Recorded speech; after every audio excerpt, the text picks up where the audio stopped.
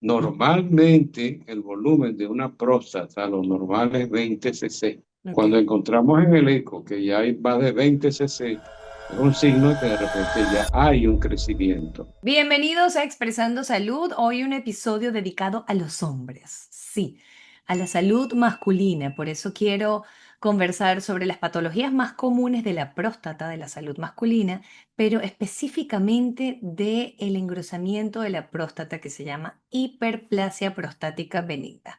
Para esto hablaré con el doctor Mario Marín, médico cirujano urólogo del Centro de Especialidades Anzoátegui, quien nos va a aclarar todo este abordaje, tratamiento y a educar para Expresando Salud. Sin más preámbulo, mi invitación es a que compartan esta información y a que disfruten de este episodio. Doctor, bienvenido a Expresando Salud. Gracias por conectarse y yo quiero que empecemos comentando cuáles son las patologías más comunes que sufre el hombre en la próstata. Muy bien, Adriana, gracias por la oportunidad, porque eso quiero que, por supuesto, el pueblo no médico entienda, pues, qué es lo que Claro. pasa con el hombre. El hombre, pues, tiene una glándula que está situada debajo de la vejiga, como ustedes pueden ver aquí. Esta es la vejiga, esta es la próstata, y la próstata es atravesada por la uretra, pasa por el medio de la próstata y por el medio del pene. Entonces, cuando hay un crecimiento prostático que va a entrar dentro de las enfermedades que les voy a mencionar, el hombre en su próstata pues, puede ser asiento de enfermedades benignas como es el crecimiento prostático o hiperplasia prostática. El proceso infeccioso de la próstata, que se llama prostatitis, Ujú. muy frecuente en jóvenes sexualmente activos como complicación de una enfermedad de transmisión sexual. Y el temido cáncer de próstata, pues que es prácticamente la segunda causa de cáncer en nosotros. Sí. Hoy trataremos el tema muy importante y es muy frecuente. Y se habla que uno de cada dos hombres mayores de 50 años pueden tener un crecimiento benigno de la próstata. Y ese crecimiento benigno de la próstata, y lo vamos a hablar desde el punto de vista biológico, de biología molecular, se explica por una alteración en la parte interna, donde está lo que se llama las glándulas, el sistema glandular. Ok. Entonces, eso allí empieza a alterarse. Existen una serie de cambios biológicos y entonces la próstata empieza a crecer. Eso se llama hiperplasia o crecimiento benigno de la próstata. Cuando la próstata crece, como les dije anteriormente, la próstata es atravesada por ese conducto que se llama la uretra. Y si ella crece, atrapa a esa uretra. Y empezamos entonces con síntomas muy importantes y muy llamativos. Ya el chorro no tiene la potencia de antes, cuando tenías 30, 40 años o 20. Empiezas a pujar. O sea que para salir la orina tienes que hacer ciertos esfuerzos y después van aumentando progresivamente ese esfuerzo a medida que va creciendo esa próstata. El otro motivo es que durante el día no eliminas la orina totalmente, Mm. precisamente por el crecimiento de la próstata. Entonces, cuando estás en reposo, se relaja el esfínter, se relaja la uretra prostática y eso ayuda entonces a que te levantes en la noche. Eso se llama nocturia, uno de Ok. los primeros síntomas llamativos que debemos tener en consideración para orientar en la historia clínica el diagnóstico de que estamos en presencia de un crecimiento prostático benigno o hiperplasia de la próstata. ¿Cuáles son las causas de esta hiperplasia prostática benigna? Mira, en verdad, no sé, he mencionado muchas causas, lo que sí se sabe, Ujú. de repente que puede haber una alteración en la hormona testosterona, una alteración de la hidrotestosterona, sin embargo, eso no está un 100% definido. Ok. La otra cosa en cuanto a muchos tabúes, en cuanto a la alimentación, que sean picantes, que si otras sustancias irritantes como el alcohol o el café negro, te pueden condicionar. Ok. ¿Cómo no? Son irritantes y te pueden condicionar a una inflamación de la próstata. Y esa inflamación pues permite de que exista un crecimiento en su parte interna y esto conduzca, por supuesto, el aumento del volumen. Ahí es Claro. donde está el detalle, aumento de volumen de la glándula prostática. ¿Hay algún factor de riesgo? ¿La edad, por ejemplo? Bueno, se sabe, por supuesto, de que después de los 50 años, Ok. nosotros tenemos la tendencia a que esa próstata crece. Sin embargo, yo tengo pacientes de 80, 82 años que tienen una próstata pequeña. Ujú. Entonces, eso, pues, existen factores hasta genéticos, ¿no? Y que influyen en el agrandamiento. Se ha visto de que padres operados de crecimiento prostático benigno, el hijo de repente puede tener un crecimiento benigno de la próstata y ser operado. Pero no hay una ciencia cierta, sí, de que si tú comes esto o tu padre sufrió de Ok. crecimiento prostático benigno, tú vas a tener un cáncer, un crecimiento prostático. Lo que sí se sabe actualmente Ajá. es que existe un gen que se llama BRCA, que Mm. si el papá tuvo un cáncer de próstata, hay la posibilidad hasta de un 20% de que tú puedas desarrollar un cáncer. Entonces, de Ok. ahí el motivo, pues, no, ya por la Organización Mundial de la Salud, la Sociedad Americana de Urología, la europea y la de nosotros mismos, que todo paciente con antecedentes, que su padre tenga un cáncer de próstata, un hermano o un abuelo, él debe chequearse la próstata a los 40 años, todos los Claro. años. ¿Y si se chequea a tiempo, se puede evitar una hiperplasia prostática? No. Ajá, entonces vamos a hablar algo antes de Ujú. chequear. Vamos a hablar entonces qué hace el urólogo Ok. para decidir un tratamiento y, como tú dices, pues curarse la hiperplasia prostática. Nosotros ya entonces empezamos con el interrogatorio, como te dije antes, si hay cambios en el chorro miccional, se te levanta mucho de Claro. noche, tu vida sexual ya no es igual. Entonces, después del interrogatorio, vamos, es un examen que tiene que hacer el urólogo, y es el urólogo mismo entrenado en eco, tiene que realizarlo y allí vamos a ver primero cómo está la vejiga. Ok. Si es una vejiga que está lisa o una vejiga que tiene bordes irregulares, ya hablamos entonces de que o engrosamiento del músculo, la vejiga es un músculo. Si está muy engrosado, hablamos de que esa vejiga está sufriendo. Bien. Y allí mismo, debajo de la vejiga, vamos a encontrar la glándula prostática. Esa glándula prostática con los equipos de eco de nueva generación nos permite medir su diámetro anteroposterior, la altura, el ancho y nos permite valorar y medir el volumen. Normalmente el volumen de una próstata, lo normal es 20 cc. Ok. Cuando encontramos en el eco que ya hay más de 20 cc, es un signo de que de repente ya hay un crecimiento. Y Ok. ese crecimiento lo vamos a complementar con el examen del tacto rectal, donde vamos a encontrar, pues, si la próstata está blanda. Y por supuesto, ya tenemos un antígeno prostático que está dentro de lo normal, entonces ya encuadramos a ese paciente con el diagnóstico de crecimiento benigno. Pero falta algo muy importante, que el paciente te puede decir, no, doctor, yo de repente estoy orinando, a veces pujo, a veces no, pero yo creo que yo boto toda la orina. Y resulta ser que cuando le hacemos el eco funcional, o sea, con la vejiga llena, lo mandamos a orinar y resulta ser que queda un residuo que llamamos residuo urinario. Ok. Y ese residuo urinario de moderado alto es el diagnóstico, pues, de que hay una obstrucción.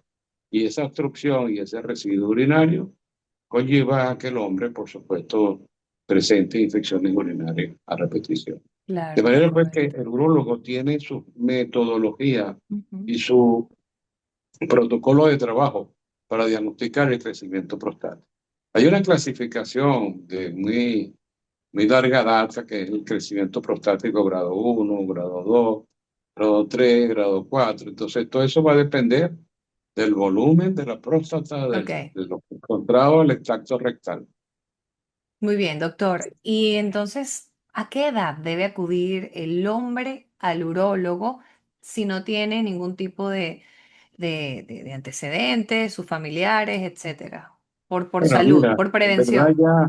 en verdad ya estamos, como se dice, pues, trazando la edad de 45 años en Ok, adelante. muy bien, a los La, 45 años. la En- otra, claro, y a los 40 cuando ya antecedente ya para cáncer. Sí, o Pero como hay estamos algún tipo de hablando, síntoma, de signo. pero como estamos hablando de hiperplasia, ya tenemos el diagnóstico por el eco, por el tacto, por Ujú. el residuo urinario. Anteriormente, en la década de los 90, todos esos pacientes que llegaban con esos síntomas, no había nada, Nada. no había nada que darle. A los pacientes se les decía, bueno, mira, tú dejas de estar levantándote de noche, dejas de estar pujando, hay que operar. Wow, Entonces de hay que una. operarte, sí, de una, porque no habían medicamentos como los que voy a nombrar ahorita. Ok, hoy en día vamos a clasificar entonces cómo es el tratamiento si ya se hizo el diagnóstico de hiperplasia prostática benigna. Sí, actualmente existen unos medicamentos que van a Ujú. actuar precisamente en la uretra prostática, abriéndola para que el chorro mejore Muy su bien, intensidad. Y aquí adentro, para que el estroma disminuya, porque acuérdate cuando iniciamos la conferencia, hablamos de que la próstata crece, entonces tranca la uretra, claro. pero creció la parte interna. Imagínate una mandarina, Ujú. crecieron, o una mandarina, aquí están los gajitos en el medio, y aquí va la uretra. Cuando esos gajitos están ahí cerrando, va a trancar la uretra. Entonces, estos medicamentos son unos medicamentos con muy baja toxicidad, Ok, se llaman alfa bloqueadores y van a actuar precisamente bloqueando unos receptores que están allí en el cuello de la vejiga y en la uretra prostática. Y me va a permitir entonces abrir la uretra para que el chorro salga mucho mejor. oh, qué bueno. Y actualmente esos medicamentos se están combinando con Ujú. medicamentos que bloquean la dihidrotestosterona y entonces ellos van a actuar, que en este caso el dusasteride o el finasteride van a actuar adentro Ok, para disminuir su tamaño. Entonces tenemos disminución de tamaño y tenemos que la uretra prostática esté libre. Y está eso libre. condiciona pues a que el paciente está orinando mejor. Claro. Y claro, el urólogo, ese paciente tiene que controlar lo mínimo cada 3 meses. Ok, ¿Cómo lo vamos a controlar? Bueno, el paciente nos va a decir en la historia clínica, no, doctor, ya yo no me levanto de noche, ok, ya el chorro mío es grueso. Pero existe un estudio que se llama la uroflujometría, que es para medir la curva de esa orina, la curva o la presión de esa orina. Y ahí vamos a ver si tiene una curva prolongada o plana, o ok. vamos a ver si tiene una curva alta. Cuando hay una curva alta, quiere decir entonces que tenemos una acción de estos medicamentos y este paciente no se va a operar. Qué bueno. ¿Cuándo decidimos operar? Sí, Decidimos operar cuando el paciente ya no lo dice, no, doctor, esa medicina que me mandó no me está haciendo nada. Ya llevo claro. 6 meses y estoy en iguales condiciones. Lo que quiere decir que no todos los pacientes responden igual. De repente hay un 80%, que el porcentaje alto, y hay un 20% que no responden. Y eso Entiendo. que no responden, hay que darle calidad de vida. Claro, Entonces ahí es donde planteamos la intervención. claro.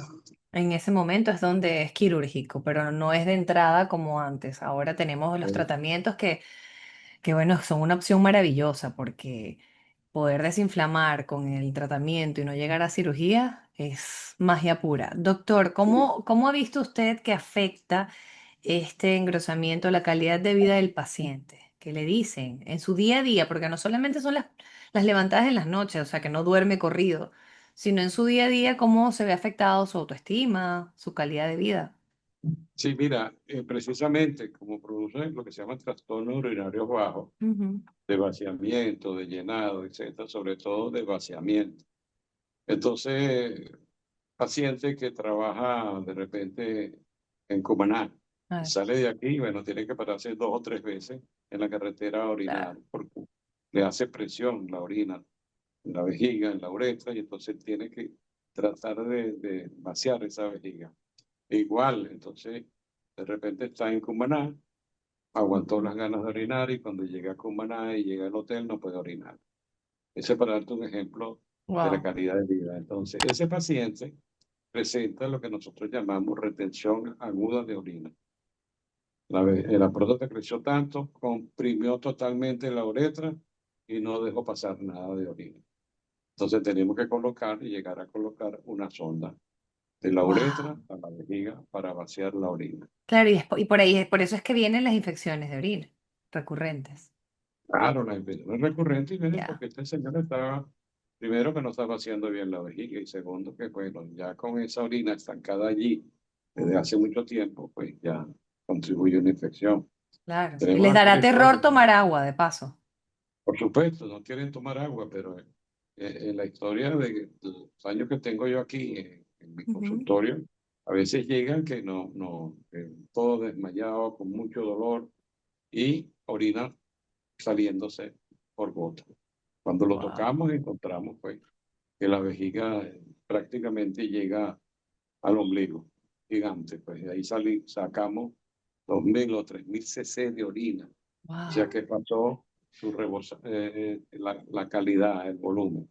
De manera pues que la sonda lo ayuda mucho, se queda muy aliviado, Claro. le damos tratamiento de inicio ahora Ujú. y muchas veces estos pacientes pues posteriormente a las 2 semanas le retiramos la sonda y no se operan. Pero Qué hay bueno. otros que no responden y tienen que operarse. Ahora, Claro. ¿cómo solucionamos esto desde el punto de vista quirúrgico? Lo ¿Cómo es? solucionamos Ujú. a través del conducto. Vamos a verlo. Ok. ¿Cómo es el abordaje allí, en quirófano? Se llama transuretral porque es a través de la uretra. Un aparato que se llama resectoscopio Ok. va a través de la uretra y aquí alcanzamos la próstata. Él tiene en la punta un asa y esa asa con corriente bipolar va cortando todo este tejido para que por supuesto esto quede abierto. Y ya la orina entonces pueda salir de la vejiga libremente a través de la uretra prostática y a través de la uretra peniana. De manera pues que estos pacientes quedan muy agradecidos con esa intervención. Pero ¿qué pasa? Pasa también de que hay próstatas demasiado grandes, demasiado voluminosas y no podemos realizar ese tipo de intervención Ok. a través de la uretra que se llama la resección transuretral de la próstata. La podemos hacer entonces por vía abierta, que es llegarle a la próstata a través de una incisión, Ya. que es como una cesárea, pues, así Claro. planita, Queda. pequeña, y sacamos la próstata. Estos pacientes que van a ser intervenidos de esa forma, no tienen que tener muchas enfermedades subyacentes, por ejemplo, no ser hipertenso severo, no estar tomando anticoagulantes, Claro. no tener arritmias cardíacas severas. Entonces, en vista de esto, hace 5 años está en boga una cirugía que se llama HOLEP, que también es a través de la uretra, en este caso con un láser especial que nos va a permitir la resección completa de ese tejido. Muy bien. Precisamente no está contraindicado en pacientes que están recibiendo anticoagulantes, en pacientes que tienen arritmias cardíacas, Claro. de manera pues que esa es una opción y que actualmente debemos de tenerla a la disposición del paciente y plantearle todas las opciones. Claro. Y es que el láser, bueno, me imagino que en el posoperatorio a lo mejor será un poco más, menos complicado. Sí, menos estadía hospitalaria, Sí. menos sangramiento, por supuesto, menos dolor Claro. y menos tiempo del retiro de la sonda. Claro. Bienvenida a la tecnología a nuestras vidas. Sí, señor. Que nos ayuda a que ese operatorio sea lo mejor posible, que creo que es lo más duro, sobre todo a los pacientes pues, que están sufriendo de la próstata. A ver, doctor, ¿ha quedado algo que no hayamos nombrado? Creo que abarcamos ya el diagnóstico, signos, síntomas, el tratamiento y parte de este tratamiento, el final, que es el quirúrgico, cuando ya el medicamento no responde. Y bueno, que es que consulten.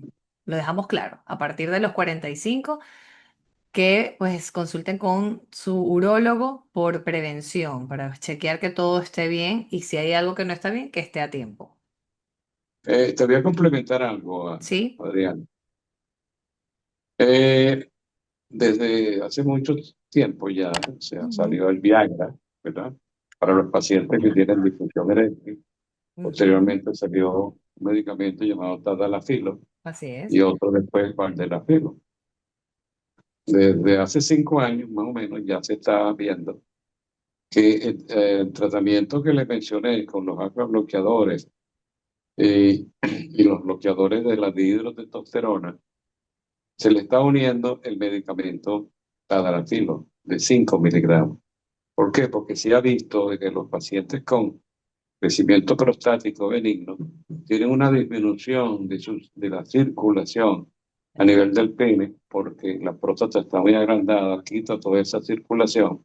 Y como todo eso está comunicado, entonces se ha visto de que con el uso de estos medicamentos bloqueadores de la 5-fosfodiesterasa, para nombrarte uno, pues en este momento, pues el Cialis. Ujú. Entonces esto hace de que al tomarlo en conjunto con el tratamiento que les mencioné, esto va a mejorar la calidad de vida sexual del paciente Muy e bien. incluso va a ayudar a la disminución del tamaño prostático. De manera pues que es importante tomar eso en consideración. Ok. El paciente debe consultar a su urólogo. Ya los pacientes ahorita están yo muy enterados, están Así. muy informados a través de las redes, etcétera, pero muchas veces también están desinformados porque hay muchos charlatanes, entonces, que quieren Ujú. vender productos que dicen que es la maravilla, que es, bueno, la panacea del siglo. Una Y locura. yo, mi recomendación es que no se dejen caer en esta tentación de ser engañado y de aflojar unos dólares. De manera pues que es un mensaje que quiero darles al final. Muy bien, doctor. Gracias por traer este punto sobre Tadalafilo, Viagra. He notado que muchos jóvenes, incluso de entre 20 30 años, entre 30 y 40, lo utilizan como el día a día. ¿No se ha visto ninguna complicación por el uso en tan temprana edad de este tipo de medicamentos? Bueno, mira, ese es otro punto, ¿no? Pero de todas maneras déjame aclarárselo. Ujú, Vuelvo y te repito, estos medicamentos se utilizaron en un inicio para la hipertensión pulmonar, ujú. para la hipertensión arterial severa que no respondía a tratamiento. Y posteriormente se fue viendo pues, que estos pacientes que tomaban estos medicamentos tenían muchas erecciones nocturnas y empezó entonces a hacerse un esquema de tomarla media hora antes de la relación, una Exacto. hora antes de la relación sexual, para aumentar pues su calidad de erección. Pero ya últimamente por la Asociación de Cardiología Mundial y nosotros, pues, y medicina interna, y metabolismo, etcétera, han observado que estos medicamentos mejoran la producción de óxido nítrico. El Ok. óxido nítrico es una sustancia que va a actuar sobre las arterias, le va a dar una mejor relajación y la mejor circulación, y esto hace que los órganos pues, respondan mucho más: el corazón, los Muy bien. pulmones, el cerebro y por supuesto el pene. Pero lo que no se recomienda en los hombres jóvenes que no tienen ninguna alteración anatómica de su estructura interna del pene o no tengan lo que se llama una fuga venosa, se les recomienda que no lo usen, que generalmente estos pacientes van a tener un problema psicológico. Entonces, cuando empiezan a tomar esto Mm, y tienen erecciones, ya se sabe que no tienen problemas orgánicos dentro del pene. Entonces, estos pacientes se acostumbran claro. y no funcionan si no se toman la pastillita. Estos son los pacientes que tienen que tener una orientación psicológica.